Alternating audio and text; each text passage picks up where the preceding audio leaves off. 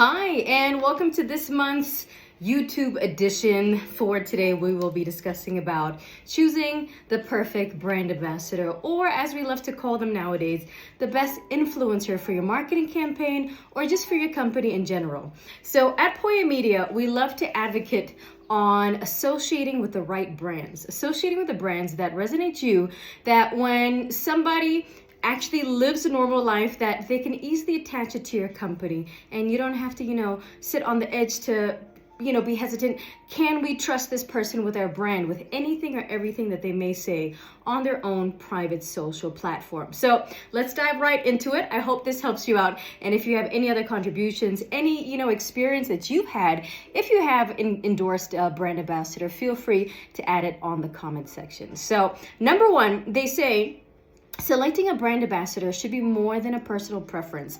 Especially with CEOs, you would mostly notice that CEOs love identifying those brand ambassadors, probably just because they like the aura of that person. But it's much deeper than just the presence. It must resonate, live, eat, sleep, breathe, drink your brand 100%. So number one, here is the number one rule. Understand the influencer's niche. All right. So when choosing the right influencer, this person should be able to live your brand. This person should be able to know what it is to be a mom if you are promoting mom or, newborn products or services. That's an easy catch. But the more we drift away with that simple example, the further away we go when brand ambassadors or influencers start living their life, but they don't hold up to the expectations of that certain organization.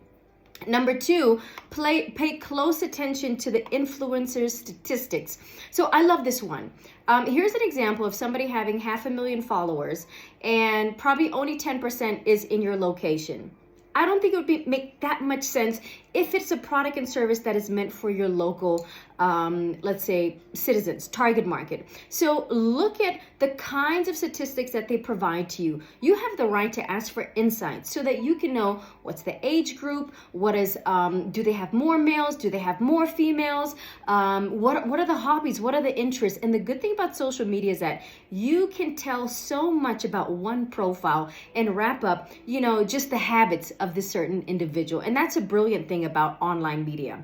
So influencer marketing is a tricky beast. All right. So many marketers look at an influencer's following, how many numbers, but let's try to get an influencer that can influence. So meaning giving that person a buying power. So if I were to hold up my cup of coffee and promote, let's say, Jacob's Coffee, I should be able to have somebody watching right now that is even able to afford this, high up market kind of coffee. Otherwise, it goes to waste. So look at the caliber, the kinds of people that an influencer has. It's no use that you have an influencer that has 20,000 non-consumable power. What does that mean?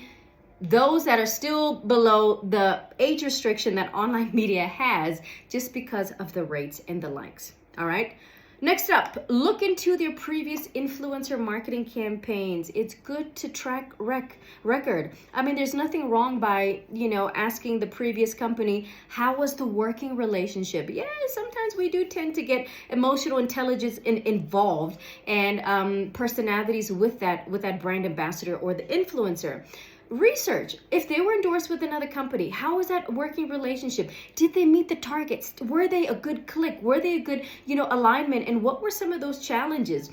That can be a bit tricky if you have a company that doesn't have that open policy, but there are some companies that give some testimonials of the influencer that they use, and maybe they can also show where they started, where they are. Did they not make a big difference with the investment, or wow, they skyrocketed our sales? So do that. That's every right for you to ask and do some background check on the influencer. Avoid profiles oversaturated with ads. So I've seen this tendency of influencers having their private life on their feeds, and then it's like oh my gosh, I get so confused when I see all these timelines of an individual just, spamming. So they say building brand recognition means that you need to be the spot. You need to be the attention.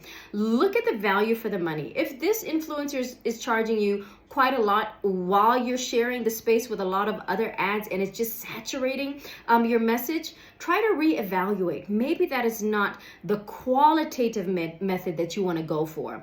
It can be really difficult in the case of your brand. It could easily be mistaken for others. If I look at storylines, I click, and it's like, hey, wait a minute. What did I just see? So be careful of being everywhere but nowhere. All right. The other situation could be look for the match in terms of the tone of voice. I love the way that they say this.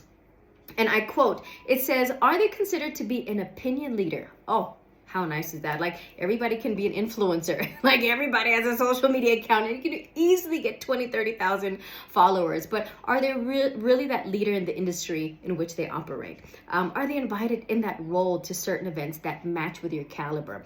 You wouldn't want to have somebody booty hopping, booty shaking if you're a very, conservative company. So look at the events, associations, apart from your brand alignment. Does it align with what you represent as a company? I love this one too. Set clear rules and communications. I think many times partnerships don't work out because we never set the tone. It's your right to say, either you want to have brand awareness, online influencer collaboration, or you want direct leads, marketing, sales. If you go for the brand awareness, try to attach something that would say, wow, in the space of a month, we got 100 new followers, or we got 50 more engagements on our post. Many times companies could be paying this influencer just to be associated with that influencer. They could get richer, but you were still at that normal, following, normal engagement, which you were prior to them joining. So have those deliverables set out properly. It's your money, you're paying them, and they are the ones that are actually your client. So you need to make sure that it's vice versa. They're the ones that understand clearly what are the expectations. I've seen various campaigns where they say, hey, use my code for this coffee, say ILKE or Poya Media to the number, so that you can trace and be deliberate about how effective is this marketing campaign with your brand influencer. The other clear set is what is required. Have a set agreement, have a contract. See if short term is your thing or even long term. You can't really get a real straight boom results within 3 months. That's any PR rule. It needs to be something longer than a 6 to 12 month agreement so that the consumer can take time to be aware of who you are, what you are, and also, is it the influencer or is it your product? Just be meaningful with your messaging and your content so it doesn't become all about them, but your brand is also enhanced within this marketing campaign. Last but not least, always keep end of agreement in high regard. So if your experience wasn't too well with an influencer or vice versa with a corporate or a company, do not badmouth. That just closes doors for you as an influencer and also you as a company on how you respect somebody else's brand. If you know that somebody didn't even give you one sale from your deliberate campaign, still keep them in high regard. You initially approach them, and remember, results take time. Not only should you only use an influencer because that's very short-lived. I've seen many examples where influencers started marketing their own products and services, and after some time, the business shuts down. It takes more than just a post. A customer needs to experience, a customer needs to feel it, a customer needs to refer generally and genetically so that it can become an organic snowball. So try a whole marketing PR campaign with a tip of the iceberg, which is an influencing campaign, which can immediately let people know if you're a new kid on the block, but also you need to maintain that brand recognition with a collaborative effort with various forms of media. I hope this helped. Thank you so much. Once again, try to add your experience on the comment section. And next month, we're going to target something, which is in line with PR and communications. Until next month, it's goodbye.